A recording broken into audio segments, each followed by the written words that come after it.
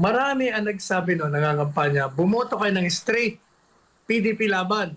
Kasi yung yung 10 kandidato dyan, bobotong pabor.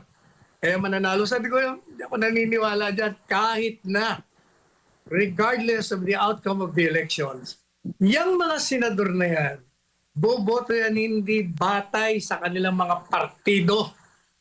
Boboto yan batay, lalong-lalo na yung mga kalaban, ha? Batay sa interest nila. Pag yan ay maapektuhan ng kanilang political future, maniwala kayo, sabi ko, di ba? Boboto yan, pabor kay Inday Sara. At tingnan mo, ano bang nangyayari ngayon? Tingnan mo, matatawa ka eh. Ngayon, dati hot na hot sila sa impeachment. Pero nung dumating ang pagbagsak sa halalan, nakita nila na ang kumontra kay Inday Sara at kay Presidente Duterte ay naglagapakan sa eleksyon. O natakot sila, kaya tingnan mo ngayon.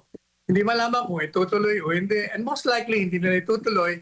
At sasabihin nila, hindi, wala kaming jurisdiction. O hindi ba? Lahat ng mga sinabi natin sa programa ito ay nangyayaring lahat.